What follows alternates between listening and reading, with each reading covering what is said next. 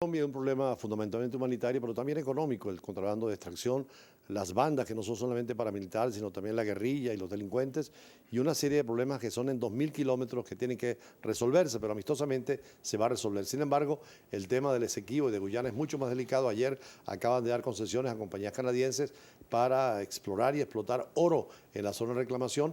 Hay compañías no solamente norteamericanas, sino chinas, rusas y canadienses en el territorio del Esequibo, pero también en la salida al mar, al Atlántico, tan importante para nosotros. Por eso quisimos conversar con una persona que vive en la región, Leonardo Prieto, en el estado Bolívar, además especialista en temas internacionales, sobre el caso del Esequibo. ¿Cómo lo ven ustedes como ciudadanos que trabajan allí en Ciudad Bolívar, tan cerca y han visitado la zona del Esequibo?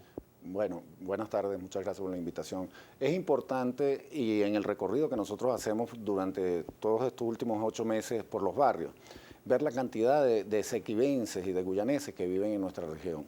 Se hablan de más de 60.000 guyaneses que están en nuestro territorio y esequibenses. Y creo que de allí debemos partir porque simplemente se ha enfocado todo en la reclamación del territorio, pero no tenemos políticas públicas que vayan directamente a tratar de tener a esa gente como venezolanos. Y comenzamos desde el principio de que no se les da cédula, no se les da pasaporte venezolano.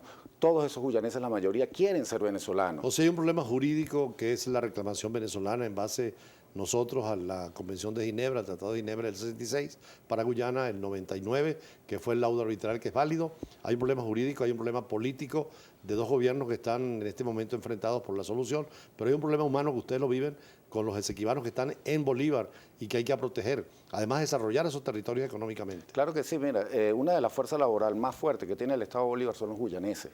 Y esa gente muchas veces está sin papeles, incluso puede haber abuso. Cuando una persona está en un territorio que lo tratan como extranjero y no tiene los papeles, mucha gente puede abusar en cuanto a lo que es la calidad del empleo que se le puede brindar a esa gente. Nosotros estamos luchando y queremos presentar propuestas para que esto cambie. Tenemos una propuesta que lo estamos haciendo a través de nuestro movimiento. Hay un movimiento que formamos en el Estado de Bolívar que se llama Gente Nueva, y este movimiento está conformado por varios movimientos, Gente 4G, Ecocívico, Redes por la Vida, y estamos recorriendo todos los barrios, y es impresionante la cantidad de guyaneses y de esequibenses que son venezolanos, que deberíamos de darle la cédula venezolana, y que no tienen los derechos los venezolanos. Entonces decimos, el Esequibo es nuestro, pero no reconocemos a la gente que nace en ese territorio. Ahora pareciera que se olvidó un poco ahora con el tema de Colombia, el tema del Esequibo, en donde hubo una gran propaganda y un gran llamado del gobierno y de los sectores civiles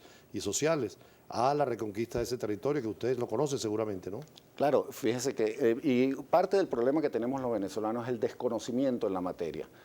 En 1648, la frontera del Imperio Español era exactamente en el oriente con el río Esequibo.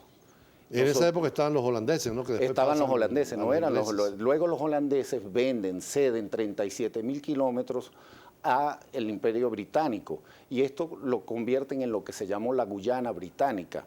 Luego de allí, después de 1810, viene toda Venezuela, hace su independencia, todo el territorio que le correspondía. Recordemos que se forma la Capitanía de Venezuela, General de Venezuela en 1777. La Constitución dice que el territorio venezolano es la Capitanía General de Venezuela, pero solo con las transformaciones de laudos o convenios y a tratados válidos.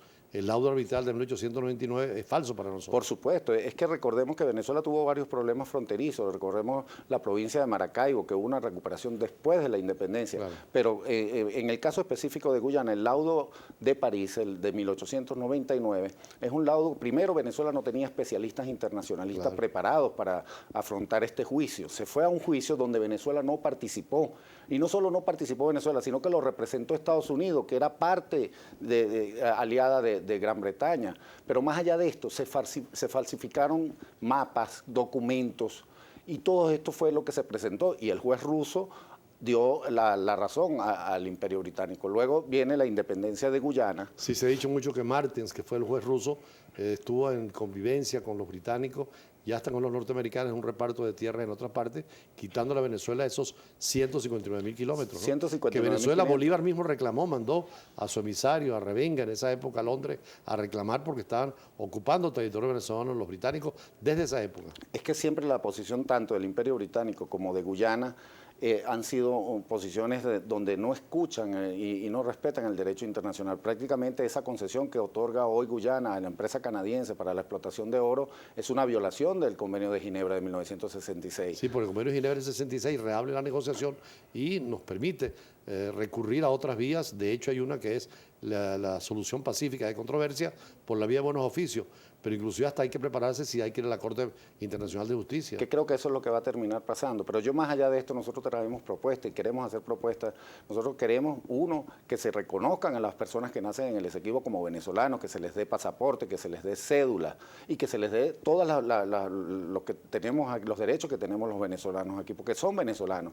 Lo otro es que Venezuela no tiene que pedirle permiso a nadie para conformar el Estado del Esequibo. Bueno, hay varias tesis. Sería una tesis. Eso sería una. La otra sería la anexión, pero real, política y económica del Estado Bolívar al territorio Esequibo o el Esequibo a del Tamacuro. Sí, ¿no? habría porque hay una frontera definida que viene ya definida desde la independencia de Venezuela, que es que una parte pertenece a lo que era la provincia de Guayana, que en ese momento todo el Esequibo pertenecía a lo que era la provincia de Guayana, pero hoy en día si se toma la tesis de anexar ese territorio a los dos estados, tanto del Tamacuro como Bolívar. Es una tesis. Es una tesis. ¿Y la también. otra que decías cuál La es? otra es la conformación de un estado, que se nombre un gobernador, se elija un gobernador, que se elija un consejo legislativo estadal, que se le dé toda la conformación política territorial que requieren el Esequibo. En cuanto a lo que se refiere a finanzas, eso todo está definido en el situado constitucional. Es decir, en el artículo 167 se definen todas las condiciones que podría tener ese Estado.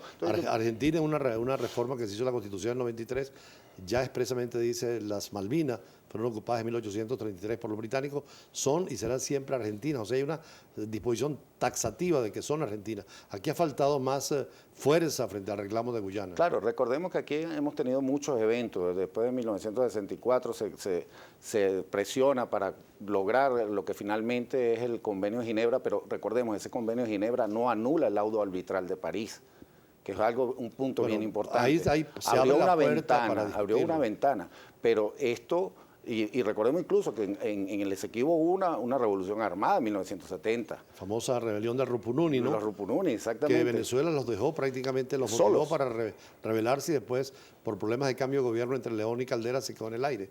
Pero es una herida para los esequibanos todas estas experiencias. Claro, pero si usted le pregunta, yo estuve hace un mes y medio navegando cerca de esos caños hacia Boca Grande y todo eso, y tú te consigues, ahí hay un gran tránsito de comercio, y lo importante es que cuando tú le preguntas a un esequibense si quiere ser venezolano, él dice que sí.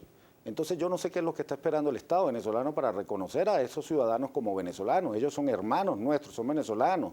Y aunque incluso para ellos sería mucho más fácil adherirse a Venezuela culturalmente que a la propia Guyana. Incluso hay un recurso ante el Tribunal Supremo de Justicia de un dirigente político de la zona, Pascual, y creo que se llama, pidiendo precisamente eso, la inmediata nacionalización realmente con documentos a esas personas que no tienen a quien los proteja. Claro, y ese recurso debería tener respuesta positiva, porque es que no hay ningún argumento jurídico que impida que Venezuela reconozca, así como Guyana está dando concesiones, violando el Convenio de Ginebra, nosotros no lo vamos a violar, nosotros estamos en todo nuestro derecho, o de crear un Estado o de adherir el territorio. ¿Y cuáles son las líneas fundamentales para un Estado esequibano?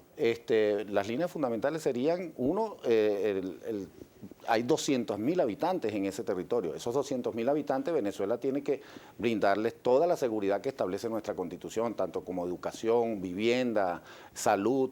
Esos son los primeros pasos que habría que dar en cuanto a lo de tomar el territorio verdaderamente, pero tomarlo con amor, tomarlo como un territorio venezolano y agarrar a nuestros hermanos esequibenses y abrazarnos definitivamente. ¿Sí? Es más fácil culturalmente para ellos ser venezolanos que ser guyaneses. Ahora ustedes tienen que tener sobre todo planes de educación para la gente demostrando qué es lo que pasa con el Esequibo, porque la propia historia de Jorge se ha olvidado del Esequibo. Claro, y los venezolanos hemos mirado hacia otro lado con respecto al problema del Esequibo. Yo creo que llegó el momento definitivamente y de tomar decisiones, y creo que al presidente de la República, a la Asamblea Nacional le corresponde ya tomar esas decisiones, porque no puede esperar más esta situación. No quiero terminar esta entrevista sin hablar también de otro tema que usted desarrolla mucho, las redes por la vida y por la paz. ¿Qué significa? Bueno, mira, nosotros estamos ahorita también desarrollando todo lo que se refiere a la creación de cultura de paz. Nosotros ya en este momento tenemos más de 2.500 personas formadas, líderes de no violencia con filosofía tanto de Martin Luther King como la filosofía del mismo Renio Dolina, de José Gregorio Hernández, José María Vargas, pues siempre la gente decía, solo hablas de filosofías externas, y lo más importante es la recuperación de los valores y la creencia en Dios. Yo creo que eso es lo que nosotros estamos haciendo en los barrios, estamos yendo, mira, a donde hay más necesidad, y ahí estamos llegando. Por cierto, ese sábado tienen un foro, un curso sobre relaciones diplomáticas, diplomacia y también el tema de la paz. ¿Dónde pueden dirigirse? Bueno, podrían comunicarse a través del teléfono 0424-927-0360 o a través del correo redesporlavidavenezuela@gmail.com. Eso es para diplomacia, la relaciones diplomacia, internacionales sí, y derechos humanos sobre todo. Sí, sobre todo derechos humanos. Creo que y también van a internacional.